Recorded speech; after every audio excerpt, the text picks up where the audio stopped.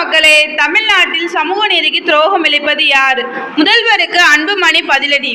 விக்கிரவாண்டி தொகுதி இடைத்தேர்தலில் சமூக நீதிக்கு துரோகம் இழைப்பவர்களுக்கு தக்க பாடம் புகட்டுங்கள் என்று அன்புமணி கேட்டுக் கொண்டுள்ளார். இத்தொடர்பாக பாமக தலைவர் அன்புமணி ராமதாஸ் தனது சமூக வலைதள பக்கத்தில் விக்கிரவாண்டி தொகுதி இடைத்தேர்தலில் சமூக நீதிக்கு துரோகம் இழைப்பவர்களுக்கு தக்க பாடம் புகட்டுங்கள் என்று முதலமைச்சர் மு.க.ஸ்டாலின் கேட்டுக் கொண்டிருக்கிறார்.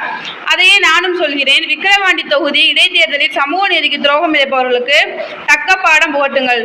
சமூக நீதிக்கு துரோகம் இழைப்பவர்கள் யார் என்பதை மக்கள் புரிந்து கொள்ள சில உண்மைகள். தமிழ்நாட்டில் சாதிவாரி மக்கள் தொகை கணக்கெடுப்பு நடந்த மாநில அரசுக்கு அதிகாரம் உண்டு என்று நீதிமன்றங்கள் தீர்ப்பளித்த பிறகும் சாதிவாரி கணக்கெடுப்பு நடத்தாமல் சமூக நீதிக்கு துரோகம் இழைப்பது யார்? தமிழ்நாட்டில் 69% இடஒதுக்கீட்டின் மீது கத்தி தொங்கிக் கொண்டிருக்கும் நிலையில் இடஒதுக்கீடே போனாலும் பரவாயில்லை என்று சாதிவாரி கணக்கெடுப்பு நடத்த மாட்டோம் என முரண்டு பிடிப்பது யார்? வன்னியர்களுக்கு இடஒதுக்கீடு வழங்கக்கூடாது, அந்த இடஒதுக்கீட்டை நீக்காமல் ஓய மாட்டோம் என்று கூட்டம் நடத்தி முழக்கமிட்டது எந்த சமூகம்? அந்த கூட்டத்தின் சிறப்பு விருந்தினராக கலந்து கொண்ட மருத்துவர் ஜெய ராஜமூர்த்தி யாருடைய மைத்துனர்? தமிழ்நாட்டில் அரசு கலை அறிவியல் கல்லூரிகளில் பிஜிஎம் பிசி வகுப்பினருக்கான இடங்களை பட்டியலிட்டவருக்கு ஒதுக்கலாம். ஆனால் பட்டியலினத்தவருக்கும் பழங்குடியினருக்குமான இடங்களை அவர்களில் யாரும் இல்லாத சூழலிலும் யாருக்கும் ஒதுக்கக்கூடாது என்று ஆணையிடுப்பது எந்த அரசு?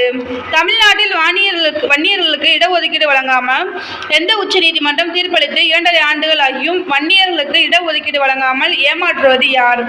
2019ஆம் ஆண்டில் விக்கிரவாண்டியில் இடைத்தேர்தல் நடைபெற்ற போது நாங்கள் ஆட்சிக்கு வந்தால் வன்னியர்களுக்கு 15% இடஒதுக்கீடு வழங்குவோம் என்று கூறி ஆட்சிக்கு வந்த பிறகு அதை நிறைவேற்றாமல் ஏமாற்றுவது யார்? தமிழ்நாட்டில் பட்டியலின மக்களின் மக்கள் தொகை கிட்டத்தட்ட 22% அதிகரித்துள்ள நிலையில் அதற்கு இணையாக அவர்களுக்கான இடஒதுக்கீட்டை அதிகரிக்காதது எந்த அரசு?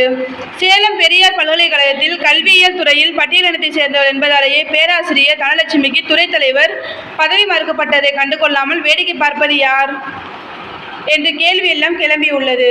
தேங்க்யூ.